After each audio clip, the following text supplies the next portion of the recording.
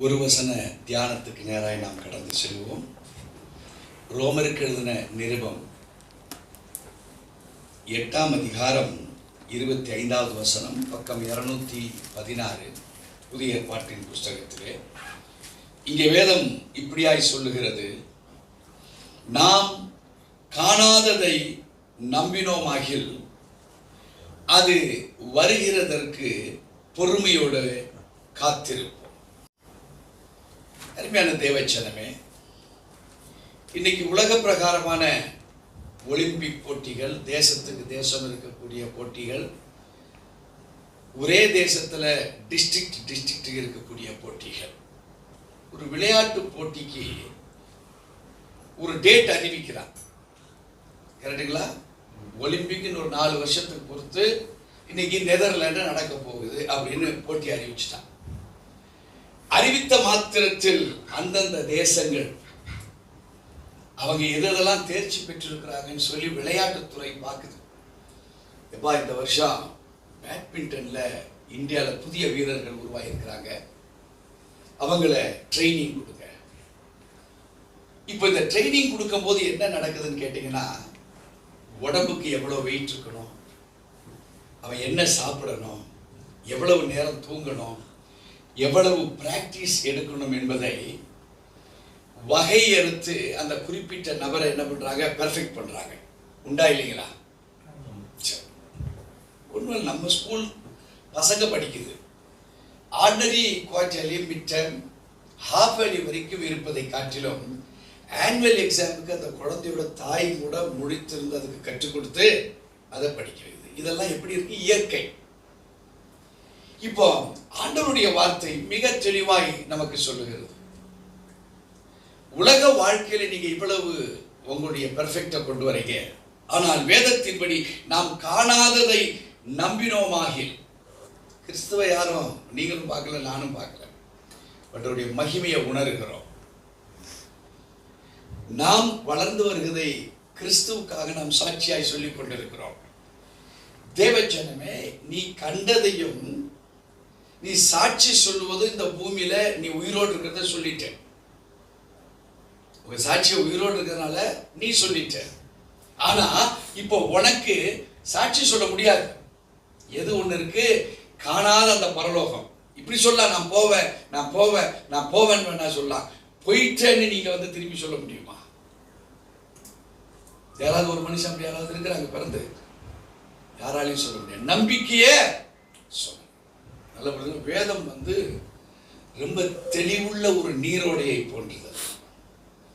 அதை எவ்வளவு நீ புரிஞ்சு அது உன்னை அழைத்து செல்லுகிற வழியில் நீ போவாயானால் அந்த வெற்றியை பார்க்க முடியும் தான் நீ சொல்லலாமே தவிர, நான் பரலோகம் போயிட்டு வந்துட்டேன் அப்படி எவனா சொன்னான்னா அது ரீல்.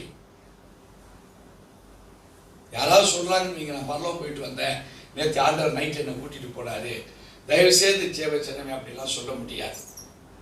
உலக வாழ்வை போல நான் இன்னைக்கு ஒலிம்பிக்ல இந்த தங்கம் வென்று வந்திருக்கிறேன்னு வேண்டாம் சொல்லலாம்.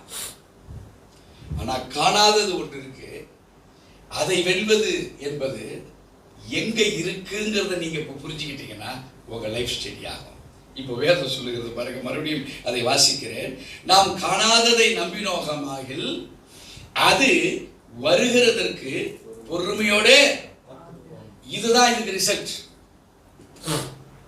காத்திருப்பது தான் நீ பரலோகம் போயிட்டேங்கிறதுக்கு ரிசல்ட். அதுதான் கிரீடம், அதுதான் பதக்கம், அதுதான் உன்னை தூக்கி ஃபர்ஸ்ட்லயா, செகண்ட்லயா, தேர்ட்லயான்னு உன்னை நிக்க வைக்கிற அனுபவம். எத்தனை பேருக்கு விளங்குது? உன்னுடைய பொறுமை டு தி லார்ட். ஆண்டவருக்காக உன் அசைகிற வார்த்தைகள், உன் வாய், நீ ஆகாரம் சாப்பிடுகிறது, இதில் எல்லாம் அது அடங்கி இருக்கு. ஸோ வேதத்தில் நம்ம சொல்லுவோம், நான் நல்லா நடந்தா பரலோகம் போயிடலான்ட்டு. போயிடலாம் தான். அதற்காக பொறுமையோடு கூட காத்திருக்கிற வேத வசனங்கள் உனக்கு என்னென்ன கொடுக்கிறதோ அதை அசை போடுகிற அனுபவத்துக்குள்ளாய் நீ இருப்பாயானால், உன்னை தேவன் எப்படி ட்ரெயின் பண்றாருன்னா, ஒலிம்பிக்கில் விளையாடுறதுக்கு இவ்வளவுதான் நம்ம வெயிட் இருக்கணும், நம்ம ஆகாரத்தை ட்ரெயின் பண்றார், தூக்கத்தை ட்ரெயின் பண்றார், நேரங்களை ட்ரெயின் பண்றார். ஸ்கூல் பசங்களுக்கு 2 மாசம் லீவு இருக்கு. ஏப்ரல் மே 2 மாசமும் லீவு. ஜூன் மாசம் 1ஆம் தேதி பள்ளிக்கூடம். போறதுக்கு முன்னாடி பாஸா பெயிலான்னு வீட்டுக்கு அட்டை வருது, SMS வருது, அடுத்த வருஷத்துக்கு உண்டான ஃபீஸையும் சேர்த்து அனுப்பிச்சிடலாம் பள்ளிக்கூடத்துக்காரன். தேவச்சனமே, ஆண்டருடைய வாழ்வில் there is no summer vacation. உங்களுக்கு ஏப்ரல் மே லீவ் என்பது ஆண்டருடைய காரியத்தில் ஒரு ஓட்டப்பந்தய வீரனுக்கு நோ சம்மர் வெக்கேஷன். அவனுடைய பிராக்டிக்கல் இருந்து கொண்டே இருக்கணும். அப்பதான் தங்க பதக்கத்தை நோக்கி அவனால ஓட முடியும். அதே போல ஒரு கிறிஸ்தவ வாழ்வு, பரலோகத்துக்காக நீ வாழுகிறாய் என்று உண்மையிலே நீ திட்டமிட்டிருப்பாயானால் அந்த ஓட்டத்தினுடைய பலன் நீ பெற்றாயிற்றுன்னு சொல்லுவதற்கு அடையாளம் என்னென்றால் உன்னை பொறுமையோடு கூட காத்துக் கொள்ளுகிற அனுபவம். You have to wait upon the Lord Jesus Christ. நான் காசுக்காக இன்னை வரைக்கும் ஓடினா இல்லை, காசுக்கு ஓடி உலக பிரகாரமாக இருந்தால் பல கோடிகளை வச்சிருக்க முடியும். இன்னைக்கு என் சிஸ்டத்தை லைட்டாக சேஞ்ச் பண்ணா இப்படி ஆட்ட ஆரம்பிச்சா போதும். இது உன்னை கடன் வாங்கி கொண்டாந்து இந்த காணிக்கை பெட்டில் 10,000 போட வைப்பேன், என்னால் முடியும். ஒரு சின்ன பயத்தை உண்டு பண்ணுவேன். உன்னை பற்றி எனக்கு ஆண்டவர் சொல்லுவார், இந்த பிரச்சனை உனக்கு இருக்கு பிரதர்னா பையன் நான் என்ன பரிகாரம் பண்ணணும்னு உன்னை என்கிட்ட கேட்க வச்சிருவேன். நான் 10,000 ரூபா காணிக்கை பெட்டியில் யாருக்கும் தெரியாது கொண்டு வந்து போட உன்னை நான் சரி பண்ணேன், உன்னை சரியும் பண்ணிடுவேன். இப்போ நினைப்பேன், ஆண்டவன் ஐயா சொன்னது கரெக்ட், அந்த 10,000 ரூபா காணிக்கை பெட்டியில் போட்டோன்னு எனக்கு சரியாயிடுச்சு பார்த்தியா. ஆனால் அது கிடையாது உண்மை. நான் பணம் பறிக்க விரும்பல, உன்னை கடவுளுக்கு நேராக வெயிட் பண்ற ஒரு ஆளா உருவாக்க நினைக்கிறேன். சத்தியத்தின் மேல் கட்டப்படுகிற அந்த கண்மலையின் மேல் அந்த வீடு கட்டப்படுமானால் காற்று மழை புயல் எது வந்தாலும் அதை தான் நான் சொல்லிக் கொடுக்க விரும்புகிறேன். அல்லேலூயா. அருமையான தேவச்சனமே, நீங்க பொறுமையோடு கூட உங்க விசுவாசத்தை காத்து கொண்டு உங்களை வழிநடத்த பாருங்க. You will be measured. நீங்கள் அளவிடப்படுவீர்கள். அல்லேலூயா. கர்த்தர் நம்மை ஆசீர்வதிப்பாராக.